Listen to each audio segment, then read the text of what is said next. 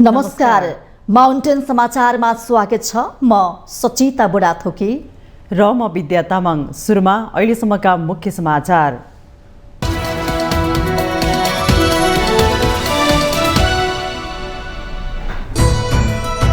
दुई वर्षमा नेपालको बाह्य अर्थतन्त्र कोरोना अघिको अवस्थामा बढ्दो मूल्य वृद्धि, आयात निर्यातमा सङ्कुचन र राजस्व कमीले आन्तरिक अर्थतन्त्र भने झनै शिथिल। आजबाट संसदको अवरोध हट्ने प्रधानमन्त्री दाहालको विश्वास। गतिरोध अन्त्यका प्रमुख प्रतिपक्ष र सत्ता गठबन्धनसँग पर्याप्त छलफल भएकोले आज संसद सञ्चालन हुनेमा आशावादी रहेको उल्लेख। संघीय संसदमा भइरहेको अवरोध संविधान र नियम संगत नभएको एमाले संसदीय दलका उपनेता सुभाष नेवारको स्वीकारोक्ति। अवरोध गर्ने दलले औचित्य पुष्टि गर्नुपर्ने भनाई। विदेशमा नजाने नेपाली विद्यार्थीले गर्ने खर्च शिक्षा बजेटभन्दा धेरै। गत वर्ष बाहिरियो 1,24 करोड। 1,10,000 विद्यार्थीले लिए नो अब्जेक्सन सर्टिफिकेट। हिउँ कम र वर्षाको मात्रै बढ्दै जाँदा नेपालका हिमाली जिल्लामा बाढी पहिरोले जनधनको क्षति हुने क्रम बढ्यो। जलवायु परिवर्तनको प्रभाव देखिन थालेको विज्ञहरूको भनाई। इथियोपियामा खाद्य सहायता रोकेपछि भोकमरीबाट सयौंको व्यक्तिको मृत्यु भएको खुलासा। आफूहरूले पठाएको सहायता पाउनुपर्ने बजारमा बेचेपछि दाता आक्रोशित। र फिफा महिला विश्वकपको उपाधिका लागि आज इङ्ल्यान्ड र स्पेन बीच प्रतिस्पर्धा हुँदै खेल सिडनी स्थित स्टेडियम अस्ट्रेलियामा नेपाली समयअनुसार पौने 4 बजे सुरु हुने।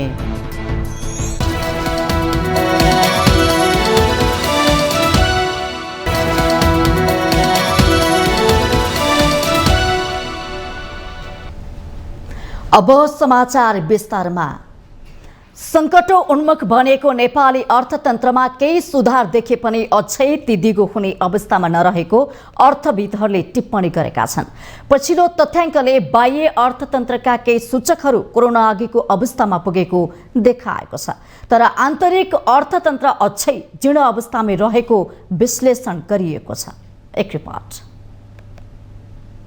2 वर्षको अस्थिरतापछि मुलुकको अर्थतन्त्रको बाह्य क्षेत्र पुरानै लयमा फर्केको छ। एक समय धराशायी बन्ने अवस्थामा पुगेको भनिएको नेपालको अर्थतन्त्र आर्थिक वर्ष 2079-80मा सुदृढ भएको देखिएको छ। भुक्तानी सन्तुलन 2 खर्ब 90 अर्बको सुदृढ अवस्थामा पुगेको छ भने चालु खाता घाटा पनि 6 खर्ब 23 अर्ब रुपैयाँबाट घटेर 72 अर्बमा झरेको छ। यस्तै विदेशी विनिमय सञ्चित 12 खर्ब 50 अर्ब 80 करोडबाट वृद्धि भएर 15 खर्ब 39 अर्ब 36 करोड पुगेको छ। मुलुकको बाह्य क्षेत्र सुधार हुनुमा आयात सङ्कुचन आउनु र रेमिट्यान्स आय बढ्नु नै प्रमुख कारण हो।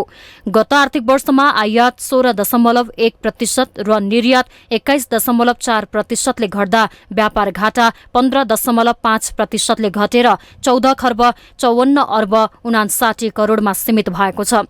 यस्तै रेमिट्यान्स 21.2%ले वृद्धि भएर 12 खर्ब 20 अर्ब पुगेको छ। तर यी सबै सकारात्मक पक्षसँगै आन्तरिक अर्थतन्त्र भने शिथिल हुँदै गएको सूचकहरूले देखाएका छन्। मूल्य वृद्धि नियन्त्रण नहुनु, निजी क्षेत्रमा जाने कर्जाको वृद्धि दरमा सङ्कुचन, आयात र निर्यात व्यापारमा सङ्कुचन र सरकारको राजस्वमा भएको कमीले आन्तरिक अर्थतन्त्र भने शिथिलतालाई उजागर गर्दछ। यसका साथै बजारमा मागमा तीव्र सङ्कुचन आएको छ। बाह्य क्षेत्र कोभिड अगाडिको अवस्थामा पुगेको भए पनि यसलाई जोगाएर सुदृढ गर्न भने आन्तरिक शिथिलताले चुनौती दिएको छ। कोभिडपछि आर्थिक वर्ष 2078-79को सुरुवातदेखि नै बिग्रिँदै गएको बाह्य क्षेत्रको सन्तुलन 24 महिनामा रिकभरी भएको हो। बाह्य क्षेत्र सुधार हुँदा त्यसले आन्तरिक अर्थतन्त्र सुधार गर्ने सम्भावना भए पनि मुलुकभित्रको आर्थिक गतिविधि सुधारोन्मुख हुन नसक्नु ठूलै चिन्ताको विषय भएको अर्थविदहरूको विश्लेषण छ। आयातमा कमी र रेमिट्यान्समा सुधार हुँदा बाह्य क्षेत्र सकारात्मक भए पनि मुलुकको आन्तरिक उत्पादन नबढेसम्म मक्ख परेर ढुक्कसँग बस्ने अवस्था भने छैन। आयात र निर्यात दुवै घटेको छ। सरकारको राजस्व कुल गृहस्थ उत्पादनको 22% हुने गरेकोमा 18%मा आएको मुद्रास्फीतिमा दबाव छ। मौद्रिक क्षेत्रको निजी क्षेत्रमाथिको दाबी 4.6%ले मात्रै वृद्धि भएको छ। प्रत्यक्ष वैदेशिक लगानी र वैदेशिक सहायतामा सङ्कुचन आएको छ। यसले आन्तरिक अर्थतन्त्रका चुनौतीहरू भने स्पष्ट गरेको छ। बाह्य क्षेत्र सुधारको आन्तरिक आर्थिक गतिविधि बढाउन वातावरण बनेको छ। तर आम नेपालीले आर्थिक सुधारको अनुभव आन्तरिक अर्थतन्त्रकै पाटाहरूबाट गर्न सक्छन्। मुलुक अझै पनि उच्च ब्याजदरकै अवस्थामा छ। ब्याजदर वृद्धिका बावजुद पनि राष्ट्र ब्याङ्कले मुद्रास्फीतिलाई लक्षित सीमाभित्र ल्याउन सकेको छैन। मुद्रास्फीति भूकम्प र नाकाबन्दीले सृजित समस्या यताकै उच्च भएको अर्थविदहरूले बताएका छन्। पुँजी निर्माणमा परिचालन हुने वैदेशिक सहयोग र वैदेशिक लगानी स्रोत झनै कम भएकाले पनि आन्तरिक अर्थतन्त्रको अवस्था जीर्ण छ। आन्तरिक अर्थतन्त्र कमजोर भएर राजस्वको आधार खस्किँदा विकास निर्माण समेत प्रभावित भएका छन्। आन्तरिक स्रोत परिचालनबाट पुँजी निर्माण नै भएको देखिँदैन। कुल ग्राहस्थ उत्पादन 2% बढ्ने अनुमान हुँदा राजस्व 10% घटेको छ। यो अर्थतन्त्रको राम्रो संकेत होइन। कुल ग्राहस्थ उत्पादनसँग राजस्वको अनुपात घटेकाले विकास निर्माणको काम अगाडि बढाउन पनि चुनौती छ। आन्तरिक आर्थिक गतिविधि बढाउने हो भने युवा विदेश जाँदा घटेको माग पर्यटक ल्याएर बढाउनु पर्ने विज्ञहरूको सुझाव छ। माउन्टेन टेलिभिजन एचडीका लागि बिन्दु अधिकारी, काठमाडौँ। नेपाल राष्ट्र ब्याङ्कले सार्वजनिक गरेको गत आर्थिक वर्षको तथ्याङ्क अनुसार असार मसान्तसम्म 12 खर्ब 20 अर्ब रुपियाँ विप्रेसन अर्थात् रेमिट्यान्स भित्रिएको छ। झण्डै मुलुकको बजेटको हाराहारीको विप्रेसन भित्रिएको यो अवस्थामा आत्मनिर्भर हुन नसकेको नेपालको अर्थतन्त्रलाई अल्पकालीन टेवा पुर्याएको भए पनि दङ्ग भएर ढुक्क हुनुपर्ने अवस्था भने पक्कै होइन। एक रिपोर्ट। राष्ट्र ब्याङ्कको तथ्याङ्क अनुसार असार मसान्तसम्म 12 खर्ब 20 अर्ब 56 करोड रुपियाँ विप्रेसन अर्थात् रेमिट्यान्स नेपाल भित्रिएको छ। चालु आर्थिक वर्षको बजेट 17 खर्ब 51 अर्ब 31 करोड रहेको छ। वैदेशिक रोजगारीमा गएका नेपालीहरूको परिश्रमले भित्रिएको विप्रेसन अघिल्लो वर्षको भन्दा 21.2% बढी हो। समीक्षा वर्षमा वैदेशिक रोजगारीका लागि संस्थागत र व्यक्तिगत अन्तिम तथा पुनः श्रम स्वीकृति लिनेको संख्या 7,74,976 रहेको राष्ट्र ब्याङ्कको तथ्याङ्कले देखाउँछ। हाल विभिन्न मुलुकमा 55 लाखभन्दा बढी नेपाली काम गरिरहेका छन्। नेपालको अर्थतन्त्रको मेरुदण्ड नै भइसकेको रेमिट्यान्सबाट आयात बढाउन प्रत्यक्ष सहयोग पुगेको छ। तर यसलाई उत्पादनमूलक क्षेत्रमा लगाउन लामो समयदेखिको प्रयास भने प्रभावकारी हुन सकेको छैन। बढीभन्दा बढी युवालाई विदेश पठाएर रेमिट्यान्सको भरमा देशको अर्थतन्त्र कहिलेसम्म चल्छ अहिलेको मूल प्रश्न हो। यो विप्रेसनबाट हामीले जुन पैसा कमाइराखेका छौँ, ल्याइराखेका छौँ, यसले चाहिँ हाम्रो अर्थतन्त्रलाई झन्झन परनिर्भर बनाउने, अर्थतन्त्रको आन्तरिक आँतलाई कमजोर बनाउने, व्यापारिक देशहरूको उपनिवेशको रूपमा विकास गर्दै जाने अवस्था सिर्जना हुन्छ। यद्यपि अहिलेलाई चाहिँ अब विप्रेसन नै हाम्रो चाहिँ एउटा आधार बन्न गएको छ। श्रम तथा रोजगार मन्त्रालय भनेपछि त त्यसको काम त श्रमको गुणस्तर बढाउने, त्यो श्रमलाई यहीँ प्रयोग गराउने र देशमै रोजगारी सिर्जना गर्ने मुख्य काम हुनुपर्थ्यो। तर श्रम तथा रोजगार मन्त्रालय चाहिँ वास्तवमा अहिले के भएको छ भने वैदेशिक रोजगार मन्त्रालय भएको छ। हाम्रो आन्तरिक उत्पादनहरू सुक्दै जाने अनि हाम्रा युवाहरू विदेश पलायन हुँदै जाने अनि तपाईँ वर्षमा लगभग झन्डै 1200-1300 चाहिँ बाकसमा प्याक भएर आउँछन्। त्यो जुन परिवारमा पर्छ त्यसको लागि त त्यो 100% खराब भयो। त्यसले गर्दाखेरि लामो समयमा चाहिँ विदेश पठाएर रेमिटेन्स ल्याएर खुसी हुनुको सट्टामा यहीँ नै उत्पादन गर्न सक्ने योग्य बनाउनु उपयुक्त हुन्छ। तर तत्कालको लागि चाहिँ कस्तो हुन्छ हाम्रो अर्थतन्त्र भने त्यो बाह्य क्षेत्र अलिकति सकारात्मक हुनासाथ अलिकति आशाका सञ्चारहरू पलाउँछन्। र अर्को रेमिटेन्सको सँगसँगै कुरा पनि के छ भने त्यो रेमिटेन्स आएको रेमिटेन्सलाई चाहिँ हामीले उत्पादनमूलक क्षेत्रमा लगानी गरेनौँ कि त्यसलाई चाहिँ हामीले उपभोगमा मात्रै खर्च गर्यौँ। देशको अर्थतन्त्र बलियो बनाउन आन्तरिक उत्पादन नबढाई हुँदैन। मुलुकलाई नै उत्पादनमुखी बनाई युवा वर्ग लक्षित कार्यक्रम ल्याउन सके मात्र आर्थिक क्षेत्र उकास्न सक्नेमा दुई मत छैन। माउन्टेन टेलिभिजन एचडीका लागि क्यामेराम्यान निखिल कपाली र पूरन सुवेदीका साथमा विद्या तामाङको रिपोर्ट। प्रधानमन्त्री एवं नेकपा माओवादी केन्द्रका अध्यक्ष पुष्पकमल दाहाल प्रचण्डले आजबाट संसदको अवरोध हट्ने विश्वास व्यक्त गर्नु भएको छ। स्वर्गीय रामवृक्ष यादवको स्मृति दिवसको अवसरमा शनिबार पार्टी केन्द्रीय कार्यालय पेरिस डाँडामा श्रद्धाञ्जली अर्पण गर्न पुग्नुभएका प्रधानमन्त्री प्रचण्डले आज सदन खुल्ने विश्वास व्यक्त गर्नु भएको छ। संसद गतिरोध अन्त्यको लागि निरन्तर प्रयास गरिरहेको भन्दै प्रधानमन्त्री प्रचण्डले प्रमुख प्रतिपक्ष र सत्ता गठबन्धनसँग छलफल गरेर संसद गतिरोध खुलाउन प्रयास गरिएकाले आज सञ्चालन हुनेमा आशावादी रहेको उल्लेख गर्नुभयो। एमाले सुन तस्करी प्रकरणमा उच्च स्तरीय छानबिन समितिको माग गर्दै साउन 10 गतेदेखि संसद अवरोध गरिरहेको छ। प्रमुख प्रतिपक्षी नेकपा एमाले संसदीय दलका उपनेता तथा संविधान सभा अध्यक्ष सुभाष नेवाङले संघीय संसदमा भइरहेको अवरोध संविधान र नियम संगत नभएको बताउनु भएको छ। संसदीय व्यवस्थामा अवरोध गर्नु संविधान र नियमसँग मेल नखाने उहाँको भनाइ छ। नेता नेवाङले राजनीतिक दलहरूले संसदमा अवरोध गर्ने कुराको औचित्य पुष्टि गर्नुपर्ने बताउनुभयो। संघीय संसद सचिवालयले शनिबार काभ्रे पलाञ्चोकमा आयोजना गरेको अन्तर्क्रिया कार्यक्रममा उहाँले संसदीय अभ्यासमा देखिने गरेको संसद अवरोध हुने व्यवस्था संविधान र नियममा उल्लेख नभएको प्रश्न पार्नुभयो। राजनीतिक रूपमा गरिने हुनाले यसको औचित्य पुष्टि गर्ने सम्बन्धित दलको जिम्मेवारी रहेको नेता नेवाङको भनाइ थियो। प्रतिपक्षले संसदमा सशक्त रूपमा कुरा राखिसकेपछि सरकारले गम्भीर भएर सुन्नुपर्ने उहाँको भनाइ थियो। यस्तै प्रतिनिधि सभाकी उपसभामुख इन्दिरा राणाले भने संसदको अवरोध राजनीतिक दलहरूको मिलोमतोमा भएको हो भन्ने जानकारी हुन आएको टिप्पणी गर्नुभयो। उता पूर्व प्रधान न्यायाधीश कल्याण श्रेष्ठले सदनमा पछिल्लो समय भइरहेको अवरोधप्रति आफ्नो सकारात्मक भाव नरहेको प्रतिक्रिया दिनुभयो।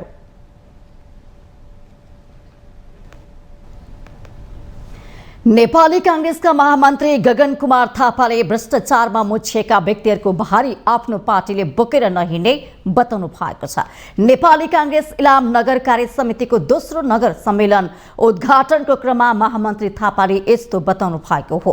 उहाँले ललिता निवास प्रकरणमा संलग्न भनिएका पूर्व प्रधानमन्त्रीको फाइल नखोल्ने भनेर बाहिर आएको समाचारप्रति टिप्पणी गर्दै गठबन्धनमा रहेर यस्तो निर्णय गर्न नहुने प्रश्न पार्नु भएको छ। नेपाललाई भ्रष्टाचार मुक्त देश बनाउन सबै मिलेर पहल गर्नुपर्ने महामन्त्री थापाको भनाइ थियो।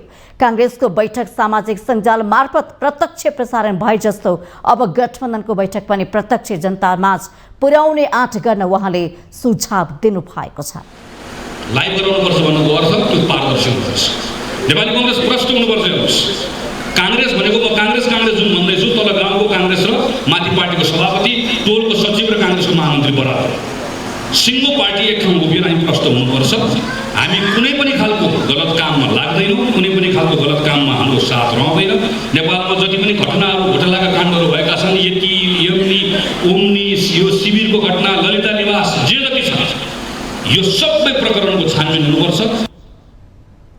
महामन्त्री थापाले भ्रष्टाचारमा जोडिएका जो कोइला छोड्न र उन्मुक्ति दिन नहुने बताउनु भएको छ। अब पार्टीको मात्र नभएर गठबन्धन वा जुनसुकै राष्ट्रिय सवालमा भएका निर्णय पारदर्शी बनाउनु पर्नेमा जोड दिनुभयो।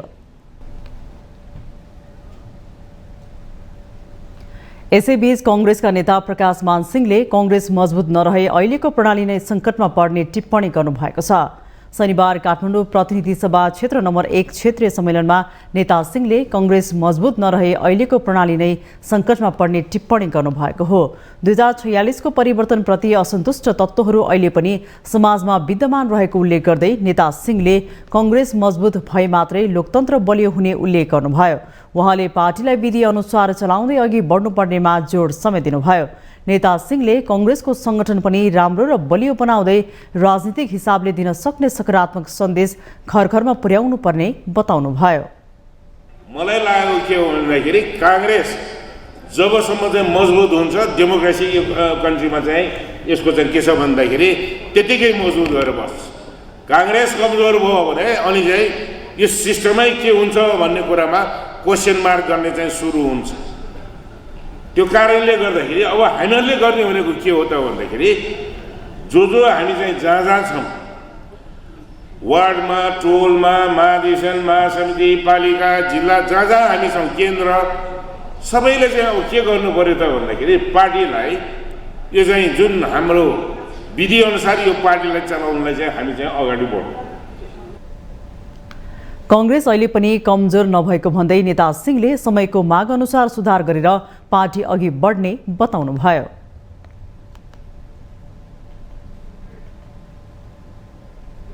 माउन्टेन समाचारमा पालो भएको छ ब्रेकको।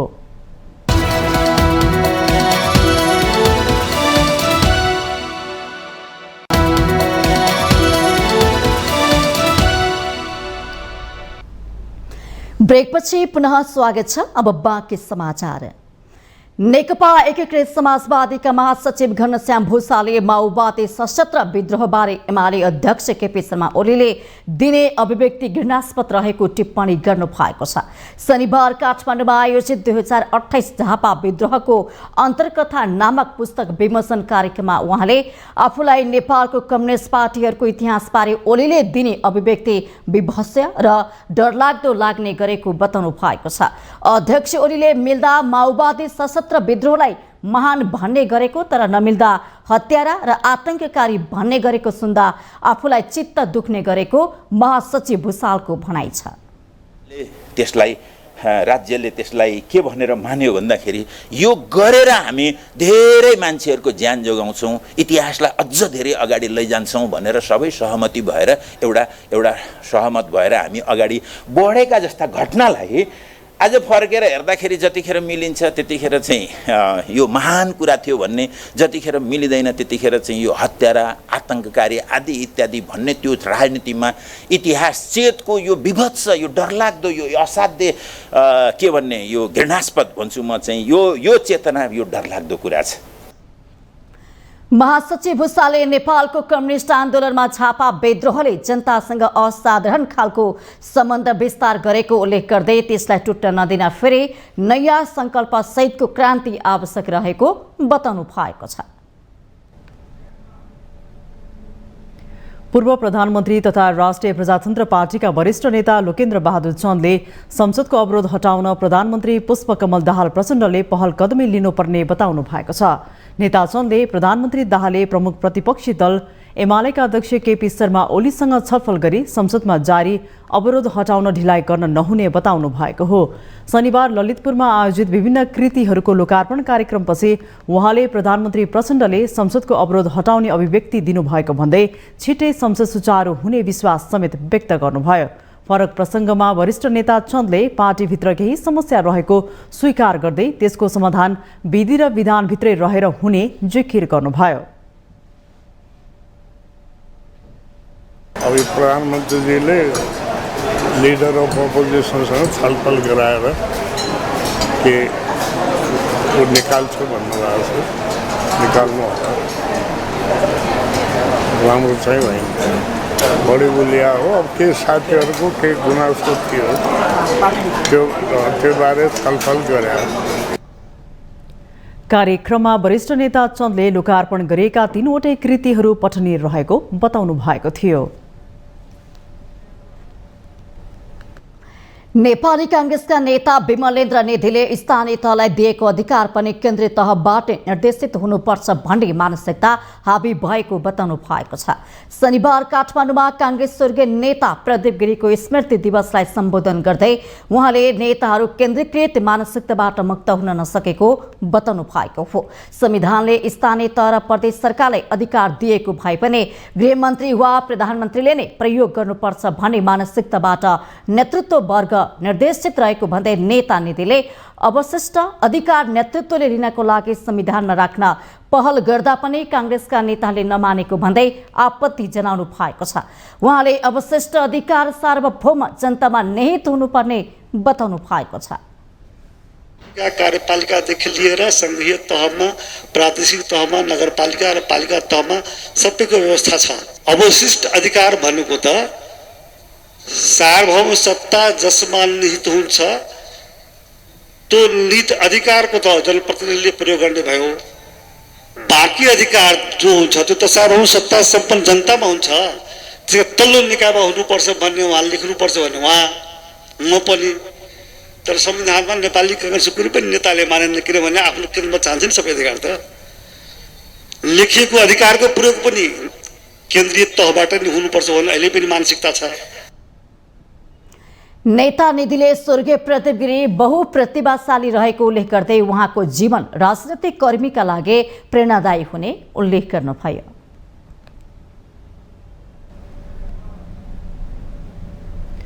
गत वर्ष 1 लाखभन्दा बढी नेपाली विद्यार्थीहरूले विदेशमा अध्ययन गर्नका लागि नो अब्जेक्सन सर्टिफिकेट अर्थात् एनओसी लिएका छन्।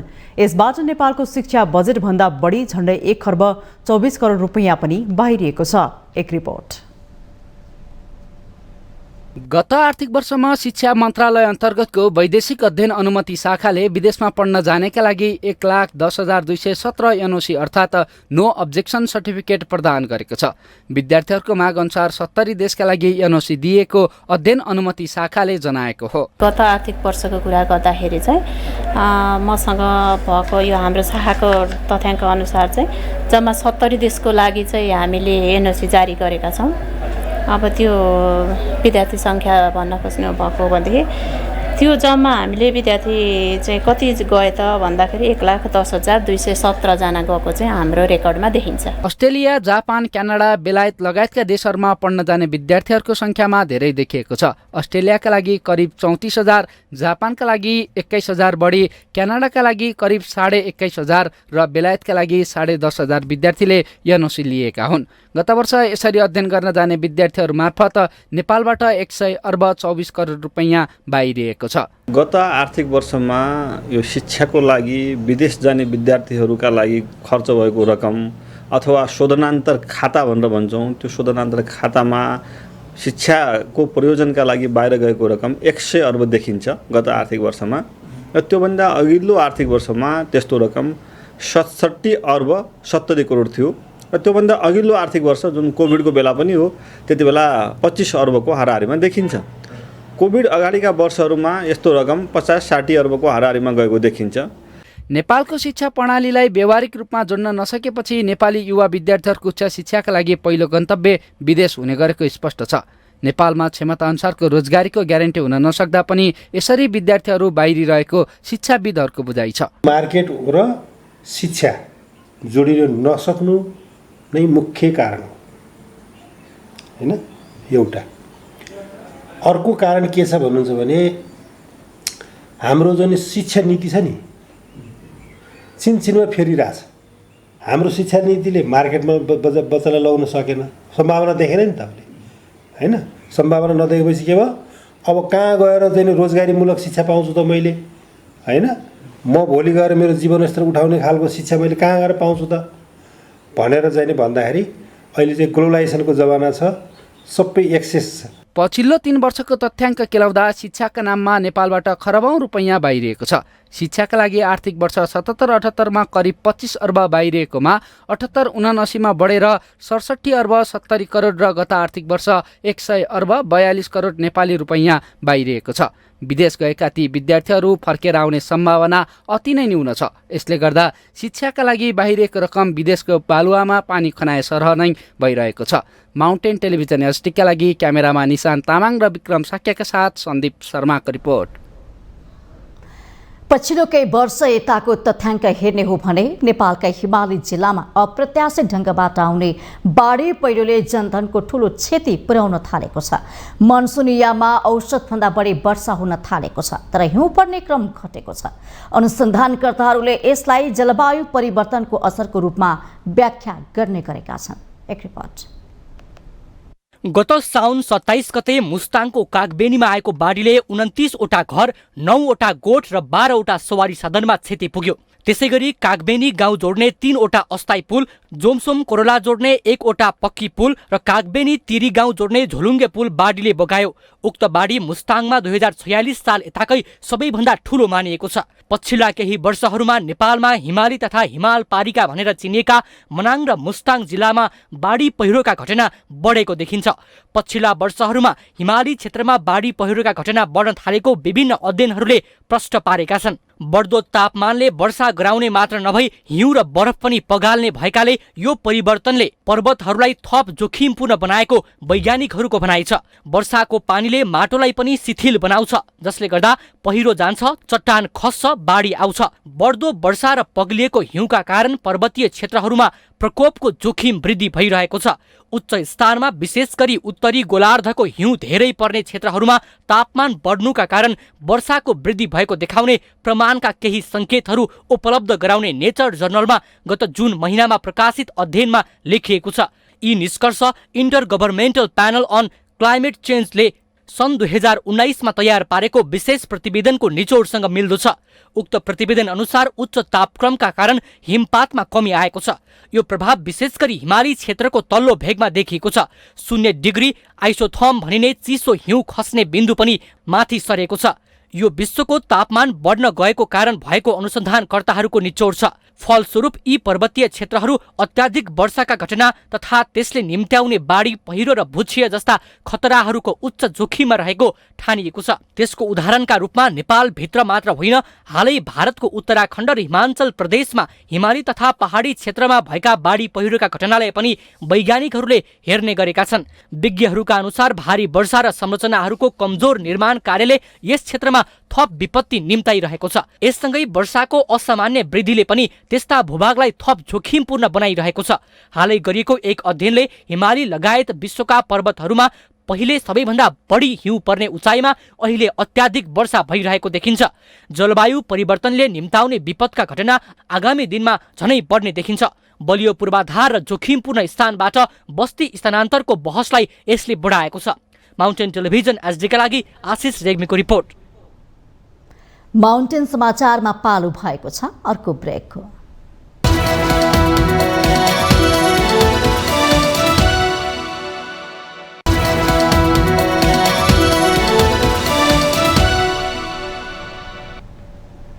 ब्रेकपछि पुनः स्वागत छ। अब बाँकी समाचार। सामाजिक सञ्जालमा काठमाडौँको डल्लुमा रहेको ऐतिहासिक बौद्ध चैत्य भत्काएर फोहोरको डङ्गुरमा फालेको फोटोहरू निकै भाइरल भयो। सो फोटो हेर्दा पूर्ण रूपले नै चैत्यलाई हटाएर अन्य संरचना निर्माण गरेको हो कि भन्ने शङ्का सबैलाई भएको थियो। के चैत्यलाई भत्काइएकै हो त? एक रिपोर्ट।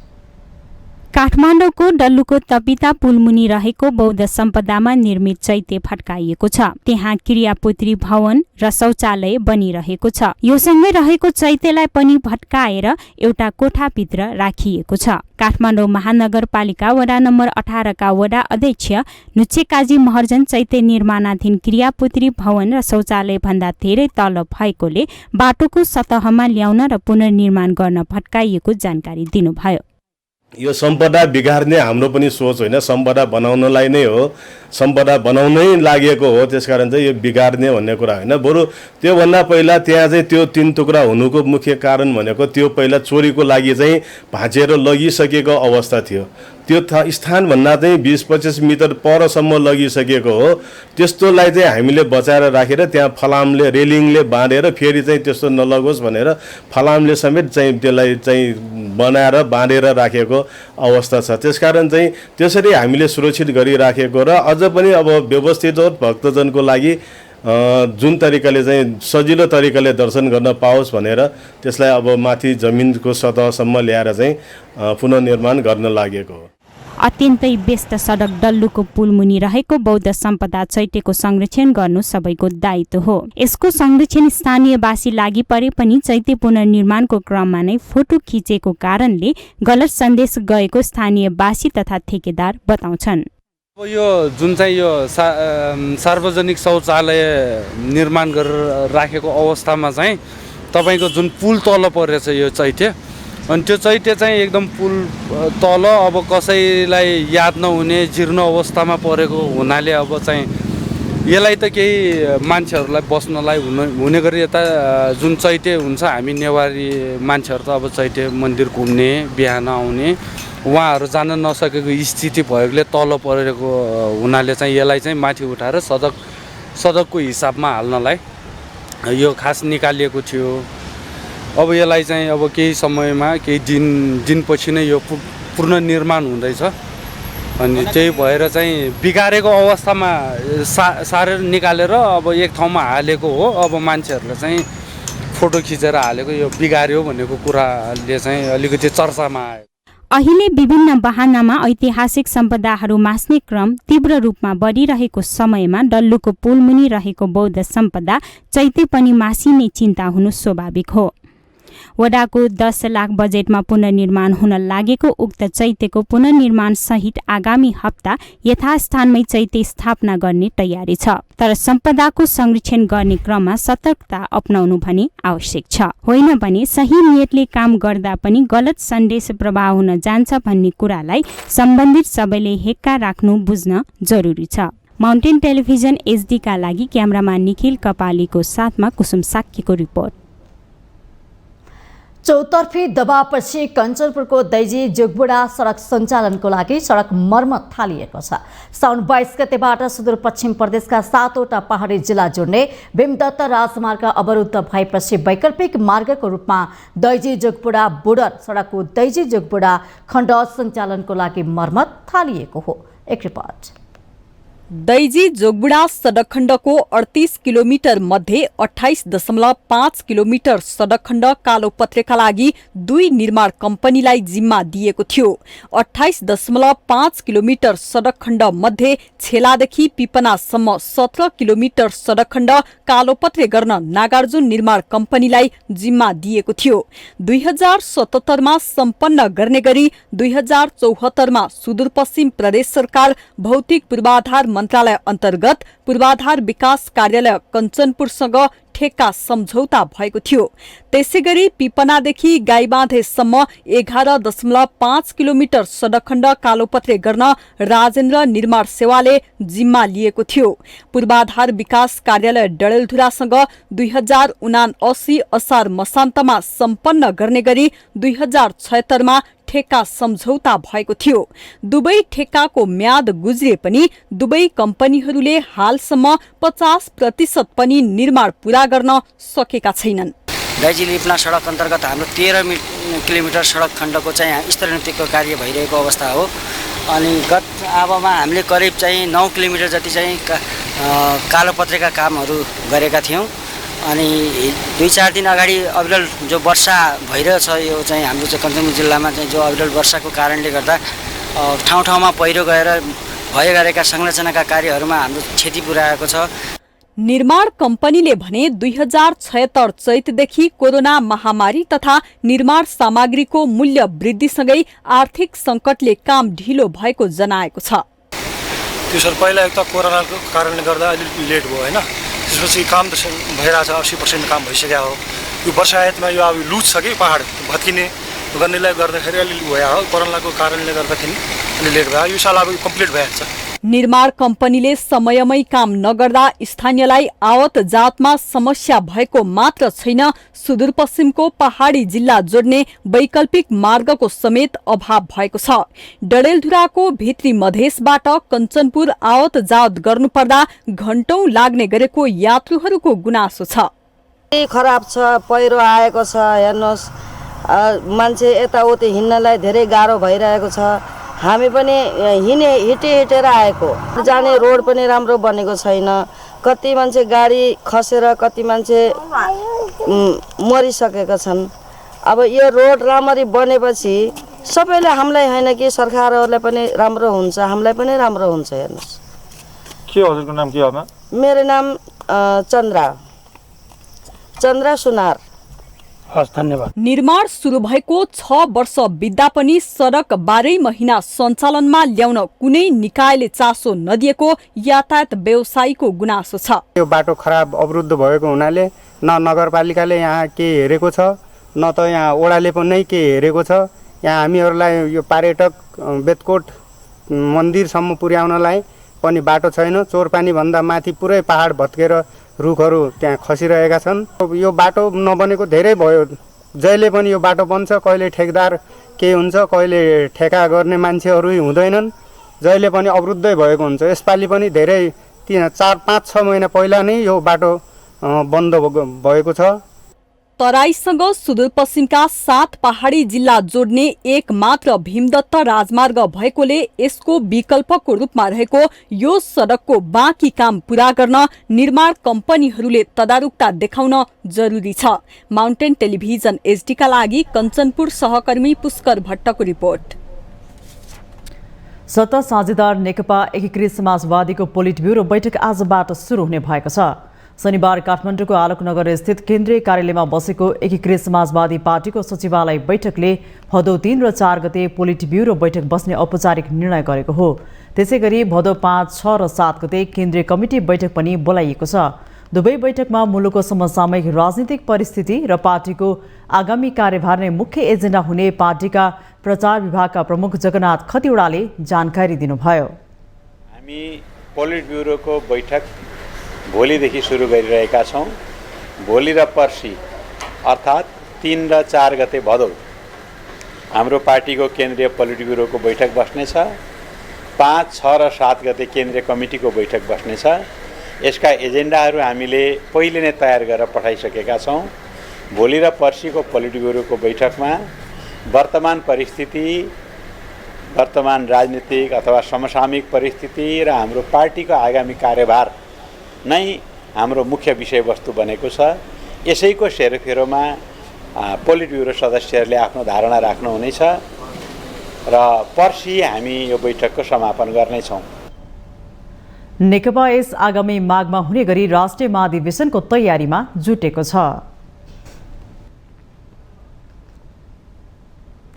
उपप्रधान तथा गृहमन्त्री नारायण काजी श्रेष्ठले सिआइबी बाटे सुनकाण्डका दोषी पत्ता लाग्ने दावी गर्नु भएको छ। यसअघिका अनुभवमा पनि विभिन्न काण्डमा छानबिन समितिको प्रतिवेदन कार्यान्वयन नभएको बताउँदै उहाँले राज्यको संस्थागत रूपले दक्ष, जिम्मेवार र अनुसन्धानका लागि भनेर निर्माण गरिएका संरचना संयन्त्रहरूलाई काम गर्न दिनुपर्ने बताउनु भएको छ। प्रेस सेन्टर नेपाल कास्कीले शनिबार पोखरामा गरेको पत्रकार सम्मेलनमा गृहमन्त्री श्रेष्ठले एमाले छानबिन समितिको माग राख्दै संसद अवरुद्ध गर्नु दुःखद रहेको टिप्पणी गर्नु भएको छ। केपी शर्मा ओलीले प्रधानमन्त्री भएको बेलामा 22 किलो सुन काण्डका सन्दर्भमा एउटा छानबिन उपसमिति बनेको भन्दै उहाँले उक्त समितिको रिपोर्ट आए पनि सिफारिस कार्यान्वयन हुन नसकेको जिकिर गर्नु भएको छ। सिआइबीले अनुसन्धान अगाडि बढाउँदै नै दोषीहरू पत्ता लाग्ने र तिनीहरूलाई कानुनको दायरामा ल्याउन सक्ने दावी गृहमन्त्रीको छ।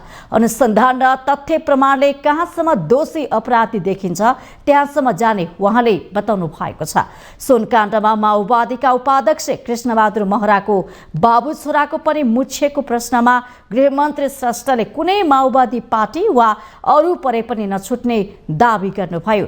2 भन्दा पूर्व प्रधानमन्त्रीलाई बयान लिन अदालतले बाटो खुला गरिदिएपछि गठबन्धन झस्किएको र गठबन्धनले बयान नदिलाउन खोजेको पत्रकारको प्रश्नमा गृहमन्त्री श्रेष्ठले असहमति जनाउनु भएको छ। पूर्व प्रधानमन्त्रीहरूलाई बयान लिने सन्दर्भमा गठबन्धनको कुनै बैठक नबसेको उहाँको तर्क थियो।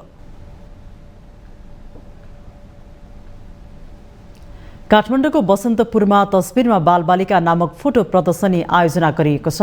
184औं विश्व फोटोग्राफी दिवसका अवसर पारेर राष्ट्रिय फोटो पत्रकार समूह नेपाल एनएफपीजीले शनिबार एकदिने फोटो प्रदर्शनी आयोजना गरेको हो। प्रदर्शनीमा बालबालिका गौरवगाथाहरूलाई चित्रण गर्ने खालका 60 भन्दा बढी तस्बिरहरू समावेश गरिएका छन्। बालबालिकाहरूमा खुसियाली ल्याउने सो प्रदर्शनी आयोजना गरिएको एनएफपीजेका अध्यक्ष प्रदीपराज बन्तले जानकारी दिनुभयो।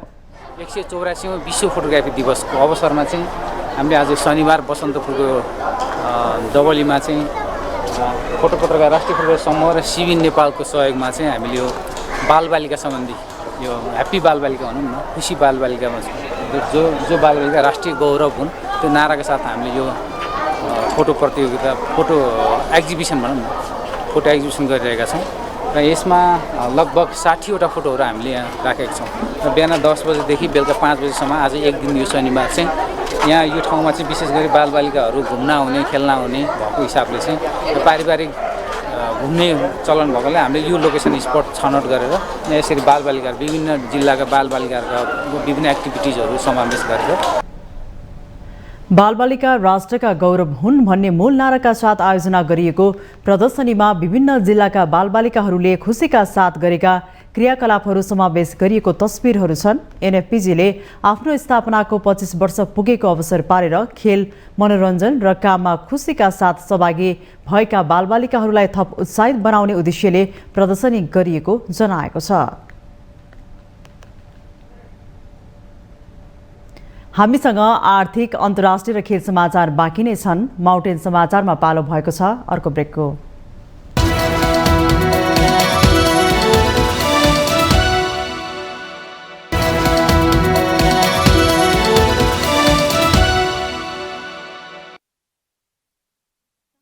स्वागत छ। अब पालो आर्थिक समाचारको।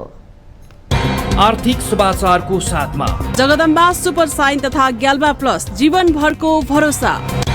रिद्धि सिद्धि सिमेन्ट रोबोटिक ल्याबमा बनेको स्मार्ट सिमेन्ट।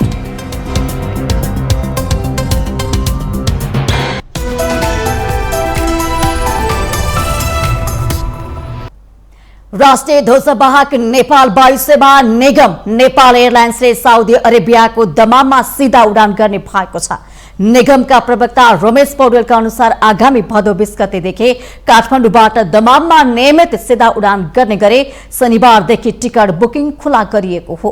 नेपाल एयरलाइन्सको यो 11औं अन्तर्राष्ट्रिय उडान पनि गन्तव्य हो। यसअघि निगमले साउदी अरेबियाको रियादमा पनि उडान गरिरहेको थियो। उडान तालिका अनुसार काठमाडौँ दमाम काठमाडौँ सेक्टरमा निगमले साताको 2 दिन बुधबार र शनिबार उडान गर्ने र बजारको माग तथा निगमको बजार व्यवस्थापन अनुसार उडानको संख्या बढाउँदै लैजाने योजना रहेको निगमका प्रवक्ता पौडेलले जानकारी दिनुभएको छ। काठमाडौँको दमामको परिवहनात्मक भाडा दर 35,000 तोकिएको छ। दमाम काठमाडौँका लागि भने 596 साउदी रियाल तोकिएको छ। अब पालो अन्तर्राष्ट्रिय समाचारको।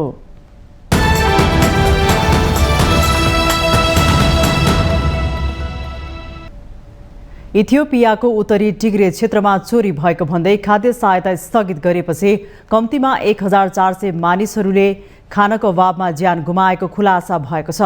संयुक्त राष्ट्रसङ्घको विश्व खाद्य कार्यक्रम र अमेरिकाको अग्रणी खाद्य सहायता एजेन्सीले टिग्रेमा दिँदै आएको खाद्य सहायता 4 महिना अघि रोकेका थिए। टिग्रेका अधिकारीहरूले त्यस लगतै गरेको अनुसन्धानले करिब 500 मानिसहरू चोरीमा संलग्न भएको पत्ता लगाएको अन्तर्राष्ट्रिय सञ्चार माध्यमहरूले जनाएका छन्। टिग्रे सन् 2020 मा विभत्स हिंसाबाट गुज्रिएको थियो, जसले त्यहाँ भोकमरी जस्तै अवस्था निम्तिएको छ। अफ्रिकी सङ्घको मध्यस्थतामा इथियोपिया सरकार र टिग्रे पिपुल्स लिबरेसन आर्मीले शान्ति सम्झौतामा हस्ताक्षर गरेसँगै गत नोभेम्बरबाट युद्ध अन्त्य भएको थियो। इथियोपियाको सेनाको तर्फबाट इरिट्रियन फौजले युद्ध लडेको थियो। युद्धको अधिकांश समय उक्त क्षेत्रमा नाकाबन्दी भएका कारण त्यहाँ मानवीय सहायता पनि रोकिएको थियो। अफ्रिकी सङ्घका दूत समेत रहनुभएका नाइजेरियाका पूर्व राष्ट्रपति ओलुसेगु ओबासान्जोले 2 वर्षको युद्धमा 6 लाख मानिसहरू मारिएको जिकिर गर्नुभएको छ। अनुसन्धानहरूले लाखौं मानिसहरू द्वन्द, भोकमरी र स्वास्थ्य उपचारको अभावमा मारिएको उल्लेख गरेका छन्। राष्ट्रसङ्घको खाद्य कार्यक्रम र अमेरिकी सहायता कार्यक्रमले करिब 60 लाख टिग्रियनहरूलाई सहयोग गर्न सहकार्य गरेका थिए, तर उनीहरूले गत अप्रिलमा आफूहरूले पठाएको सहायता पाउनुपर्ने व्यक्तिहरूसम्म नपुग्दै स्थानीय बजारमा पठाइएको थाहा पाएपछि त्यसलाई केही समय रोक्ने घोषणा गरे। टिग्रे र राजधानी मेकालेका बजारमा बिक्रीका लागि राखेका खाद्य सामग्रीहरूमा विश्व खाद्य कार्यक्रम र युएसएडको छाप लगाइएको पाइएको थियो। विश्व खाद्य कार्यक्रम र युएसएडले गत जुनबाट इथियोपियाका बाँकी सबै ठाउँमा पनि खाद्य सहायता स्थगित गर्ने घोषणा गरेको छ। रुसले युक्रेनको उत्तरी सहर चेर्निहिभमा क्षेप्यास्त्र आक्रमण गर्दा कम्तीमा 7 जनाको मृत्यु हुनका साथै दर्जनौं घाइते भएका छन्। केभबाट करिब 150 किलोमिटर उत्तरमा बेलारुसतर्फ रहेको चेर्निहिभ रुसको आक्रमणको पहिलो महिनादेखि नै ठूला आक्रमणबाट धेरै हदसम्म जोगिएको थियो। फेब्रुअरी 2022 मा बेलारुस हुँदै युक्रेनमा आक्रमण गर्दा रुसी सेनाले सहरभरि मार्च गरेका थिए। रुसी राष्ट्रपति भ्लादिमिर पुटिनले दक्षिणी रुसको रोस्तोभ अन डोनको दुर्लभ भ्रमणका क्रममा रुसी सेनाका शीर्ष जर्नेललाई भेटेपछि यो आक्रमण भएको हो। युक्रेनी राष्ट्रपति भोलोदिमिर जेलेन्स्कीले यति बेला स्विडेनको भ्रमणमा हुनुहुन्छ। जेलेन्स्कीले यो आक्रमण सहरको मध्यभागमा एउटा चोकमा भएको बताउँदै त्यहाँ पोलिटेक्निक विश्वविद्यालय र एउटा नाट्यशाला रहेको जनाउनु भएको छ। एउटा सामान्य शनिबारलाई रुसले पीडा र क्षतिको दिनमा परिणत गरेको उहाँको टिप्पणी छ। ब्रिक्स देशहरूले अन्तर्राष्ट्रिय क्षेत्रमा महत्त्वपूर्ण भूमिका निभाएको भन्दै विद्वानहरूको प्रशंसा गरेका छन्। इस्तानबुलस्थित मार्मर विश्वविद्यालयका विद्वान बारिस जोस्टरले अन्तर्राष्ट्रिय क्षेत्रमा ब्रिक्स देशहरूले निभाएको भूमिकाका कारण अहिले केही अन्य देशहरू पनि ब्रिक्समा समावेश हुन चाहेको बताउनुभयो। ब्रिक्स देशहरूले विश्वको जनसङ्ख्या 40% भन्दा बढी र विश्वव्यापी कुल आर्थिक उत्पादनको 20% भन्दा बढी प्रतिनिधित्व गर्छ। अब यसको प्रमुख काम सदस्यता विस्तारमा लाग्नुपर्ने डोस्टरले बताउनु भएको छ। अहिले 40 भन्दा बढी देशहरू ब्रिक्स सदस्य बन्न प्रयास गरिरहेका छन्। ब्रिक्समा चीन पनि सम्मिलित भएकाले ब्रिक्सलाई अझ शक्तिशाली बनाइएको बताइएको छ। अब पालो खेल समाचारको।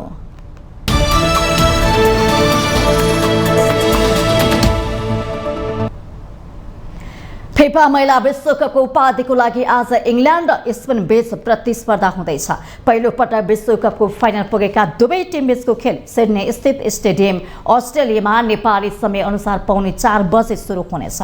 सेमिफाइनलमा घरेलु टोली अस्ट्रेलियालाई 3 गोल अन्तरले पराजित गर्दै इङ्ल्यान्ड उपाधि नजिक पुगेको हो। स्पेनले स्विडेनमाथि 2-1 को जित हात पारेको थियो। अहिलेसम्म अमेरिकाले 4, जर्मनीले 2 र जापान तथा नर्वेले 1-1 पटक विश्वकप जितेका छन्। इङ्ल्यान्ड 13 महिनाको अन्तरमा दोस्रो ठुलो उपाधि जित्ने लक्ष्यमा रहेको छ। सन् 1966 मा पुरुष टिमले विश्वकप जिते यता सिनियर टिमले पहिलो पटक विश्वकप फाइनल खेल्न लागेको हो। सन् 2015 मा डेब्यू गरेको स्पेन तेस्रो पटकको सहभागितामा फाइनल पुग्न सफल भएको छ। प्रशिक्षक होर्गे भिल्डालाई पनि इतिहास रच्ने अवसर छ। विश्वकप अघि राष्ट्रिय टिमका 15 खेलाडीले भिल्डालाई हटाउन माग गर्दै विद्रोह गरेका थिए। त्यसका बावजुद फुटबल सङ्घको साथका साथ जिम्मेवारीकै कारण भिल्डाको टिम र इङ्ल्यान्ड विश्वकपमा पहिलो पटक आम्ने सामने हुँदैछन्। पछिल्लो पटक 2022 को युरो क्वार्टर फाइनलमा भेट हुँदा इङ्ल्यान्ड 2-1 ले विजयी भएको थियो।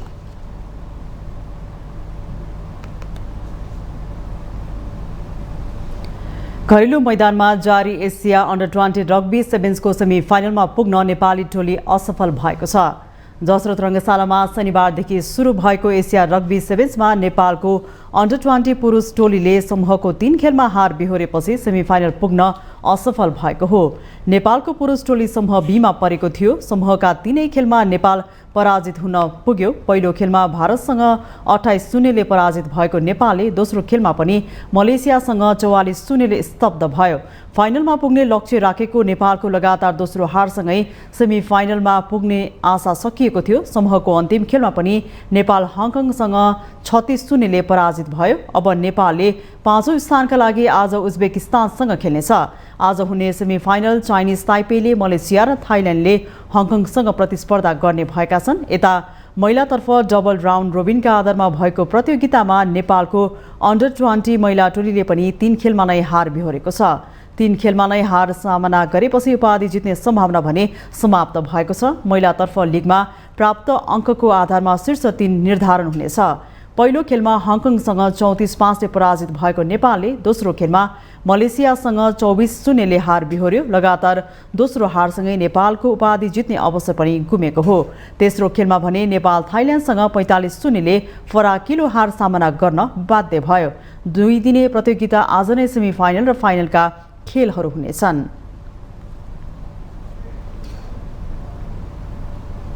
माउन्टेन समाचारमा पालो भएको छ अर्को ब्रेकको।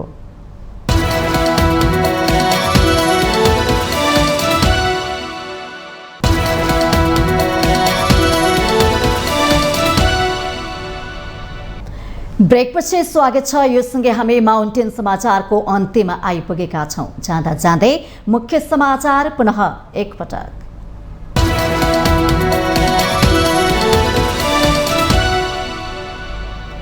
2 वर्षमा नेपालको बाह्य अर्थतन्त्र कोरोना अघिको अवस्थामा बढ्दो मूल्य वृद्धि, आयात निर्यातमा सङ्कुचन र राजस्व कमीले आन्तरिक अर्थतन्त्र भने झनै शिथिल।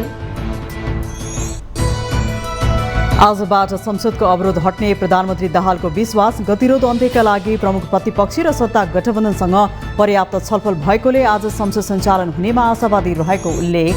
संघीय संसदमा भइरहेको अवरोध संविधान र नियम संगत नभएको एमाले संसदीय दलका उपनेता सुभाष नेङमाङको स्वीकारोक्ति। अवरोध गर्ने दलले औचित्य पुष्टि गर्नुपर्ने भनाई। विदेश पढ्न जाने नेपाली विद्यार्थीले गर्ने शिक्षा बजेटभन्दा धेरै। गत वर्ष बाहिरियो 1 खर्ब 24 करोड 1,10,000 विद्यार्थीले लिए नो अब्जेक्सन सर्टिफिकेट। हिउँकम र वर्षाको मात्रा बढ्दै जाँदा नेपालका हिमाली जिल्लामा बाढी पहिरोले जनधनको क्षति हुने क्रम बढ्यो। जलवायु परिवर्तनको प्रभाव देखिन थालेको विज्ञहरूको भनाई।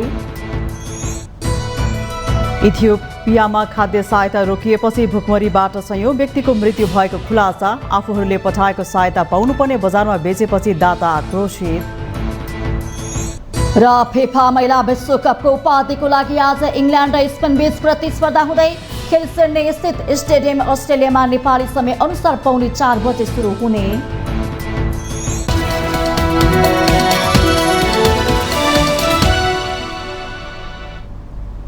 माउन्टेन समाचार अहिलेलाई सकियो। सत्य, तथ्य र निष्पक्ष समाचारका लागि माउन्टेन टेलिभिजन HD हेर्दै रहनुहोला।